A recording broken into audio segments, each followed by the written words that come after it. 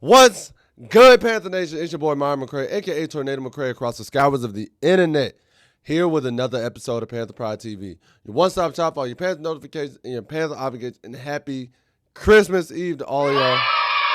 Hope y'all are having a great day. Hope everything's going smooth for you. Hope everything is going the exact way that you want. Hold up.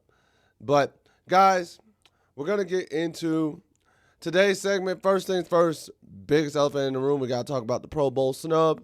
Our Panthers own getting snubbed out of the Pro Bowl, in my opinion. Next, we're going to have apparently some Hall of Fame comparisons for another one of our stars. And lastly, the Panther Pride Fantasy League update. So first things first, we've all seen it. Elephants in the room. J.C. Horn was able to be selected for the Pro Bowl, so shout out J.C. Horn. Like, no, not mad about that. Man is tied for leading the league in interceptions right now. So, hey, shout out J.C. Horn. But the bigger question in the room and the bigger snub, in my opinion, is the fact that Derrick Brown did not get selected to the Pro Bowl. Unfortunately, he didn't, which is crazy because when voting closed, he was third on the list, and then they took into account players voting and coaches voting, and DB somehow did not make it. And truth be told, I think a lot of these players and coaches took into account the teams that some of the players were on rather than the players themselves. Certain positions, yeah, you kind of take into account. But also I think because he wasn't leading the league in a certain category that they didn't put him in there. And obviously you're going to ask Derrick Brown about this and you want to know what DB thinks. And here's what DB had to say. Derrick Brown says, and quote, "Yeah, I was disappointed.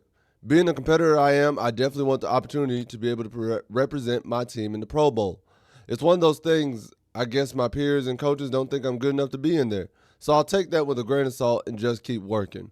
Whichever way you look at it, not getting in, it's frustrating. But I mean, it is what it is. Still got a lot of ball to play here. So I mean, I'm looking forward to the opportunity for that. And honestly, that's pretty much only the best way you can take it. As I'm looking here right now, hence why my screen's so bright sometimes. I'm looking at the NFC roster. An interior D lineman, you have Jalen Carter from the Eagles, Leonard Williams from the Seahawks, and Quinnen Williams from the Dallas Cowboys. And this kind of shocks me. And then, so basically what I'm going to do is I'm going to check kind of a stat real quick. I just want to see. This should tell me something. This honestly should tell me something real quick. So out of the NFC, let's see.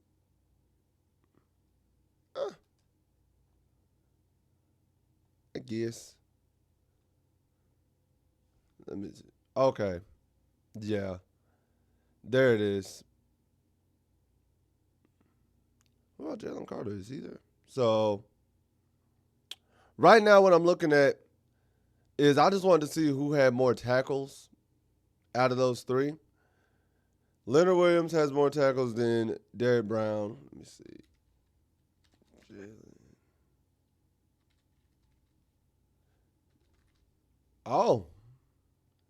Jalen Carter does not. That's interesting. And then, who was the other individual I said?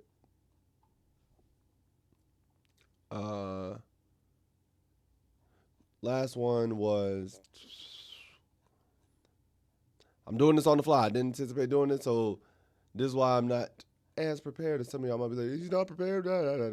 Yeah. And then Quinnen Williams. Let's see. And then,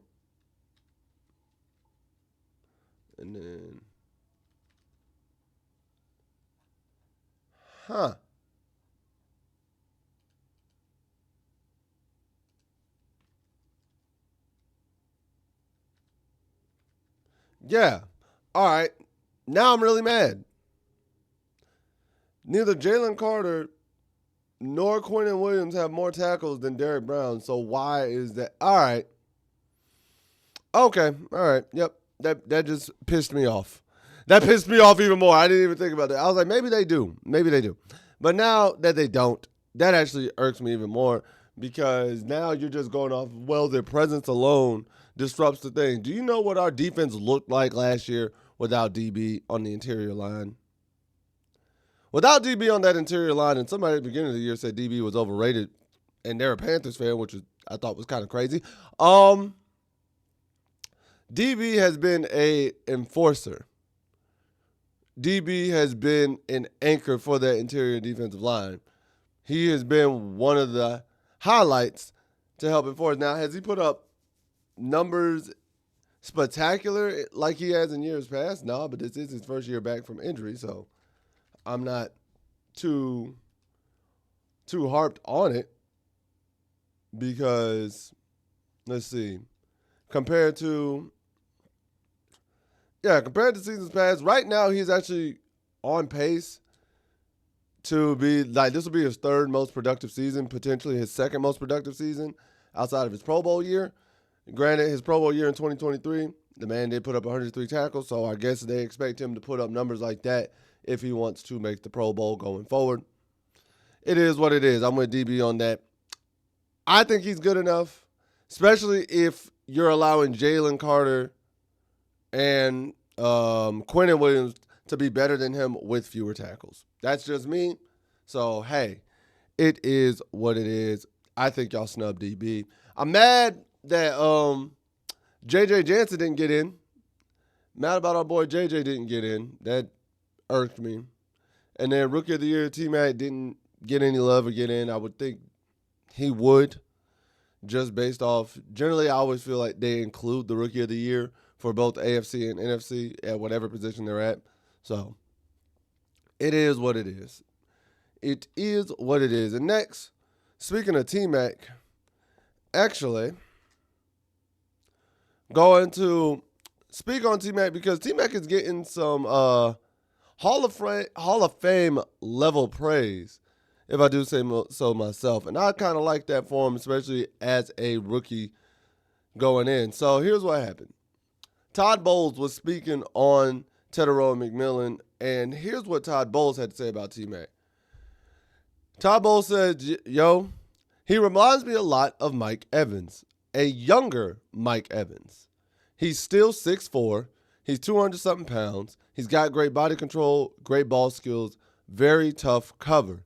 He can catch it with you hanging on him and can beat you with routes and get off the line of scrimmage. Now, to me, that is a high praise. Dog is fucking outside. That is a high praise to have going into this season because as a rookie, you're already getting compared to one of the greats, a future Hall of Famer, Mike Evans. Let's not be obtuse. We all know Mike Evans going into the Hall of Fame. Had he not been injured, this would have been another 1,000-yard season for Mike Evans, which would have broke the record. And, hey, Mike is Mike, but having a Mike Evans level receiver who can produce like that, T-Mac is about to have 1,000 yards himself as long as everything stays on track. I think it's a beautiful thing. That, to me, just reiterates that Dan Morgan and his team hit the ball out of the park when it came to drafting T-Mac and getting a receiver. And they're just like, yep, this was a home run. This was a surefire thing. And looking back on that draft, I know a lot of people are like, why'd we get a receiver? Why'd we get a receiver? Man, has it paid dividends. And at that draft, I said, if we get a receiver, it was T-Mac or nobody. I flat out said, if we go offense, we need to go receiver. And if we go receiver, it's T-Mac or nobody. Like, that was honestly it. That was honestly my whole spiel. That was my whole shtick. And I stuck with that. And I'm glad Carolina Panthers did. And to receive this level of praise, because he's been getting a lot of praise like that from coaches around the league saying, yo, he's big, He can beat you off routes. He knows how to catch even when you're draped all over him. T-Mac is one of them ones, and it's beautiful. It is beautiful. So shout out to T-Mac. Keep doing your thing, baby boy. And lastly, guys, time for the Panthers Pride Fantasy League update. We are now entering the final weeks of fantasy football, the final 2 weeks. Your boy has actually made it to 3 championship rounds in other leagues, but not this league. Not this league. Panther Nation, y'all got me. Y'all got me. But let's go ahead and check out what we're looking at. So, for the consolation matchups, this is the 6 through 12s.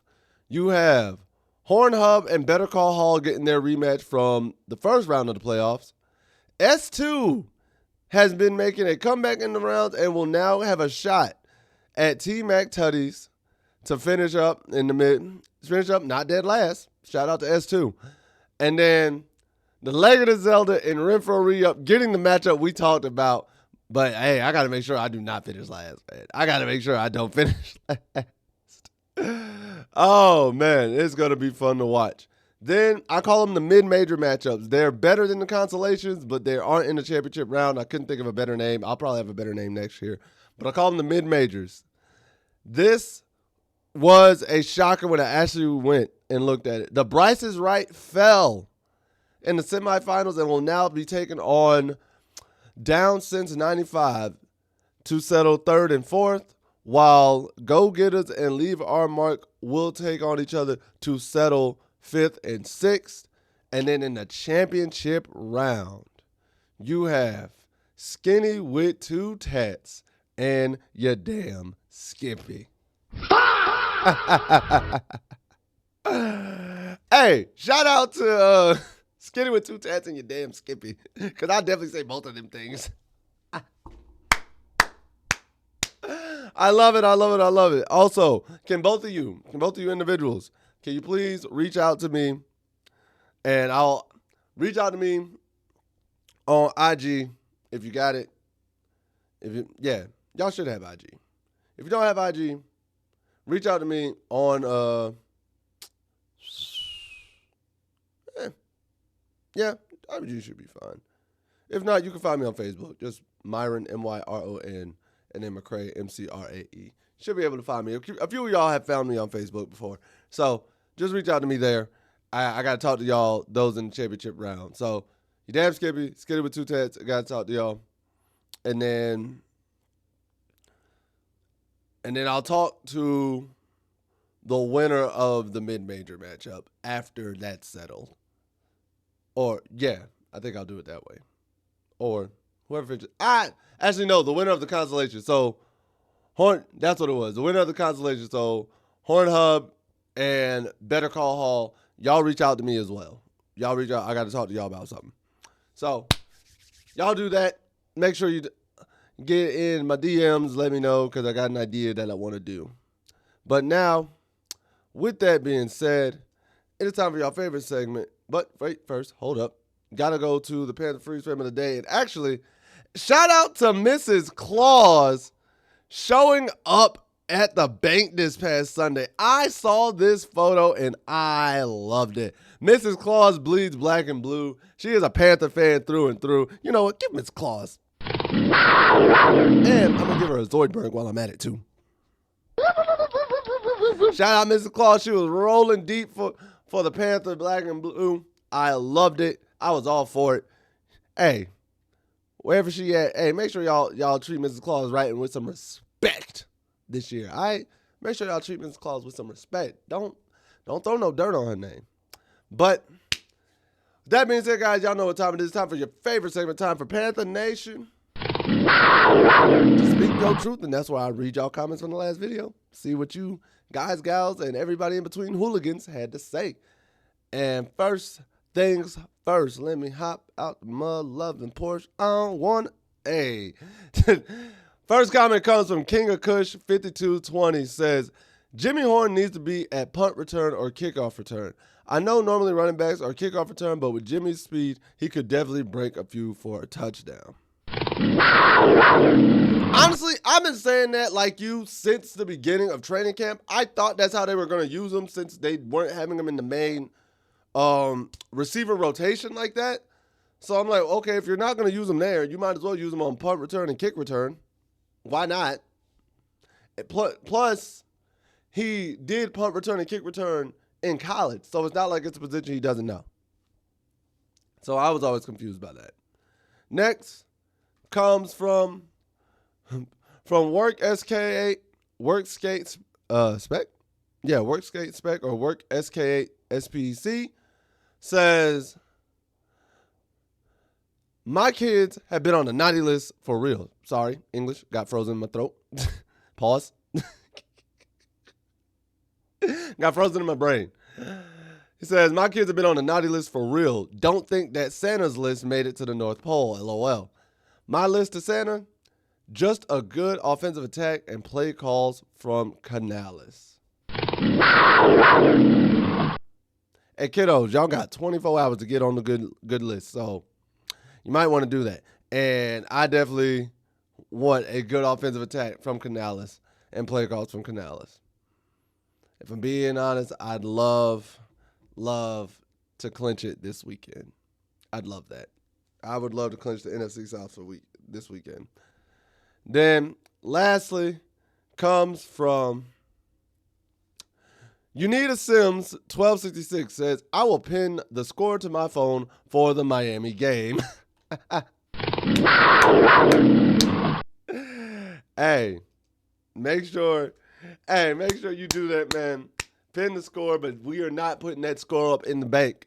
We're not focused on that. We focused on only us right now, man. But guys, gals, everybody in between, that's all I have for today's episode. If you enjoyed this video, please make sure to like, share, subscribe, and hit that notification bell at the bottom so you can always be notified of when these videos are dropping. Next, comment below. Let me know. 1, what are your thoughts about DB getting snubbed from the Pro Bowl?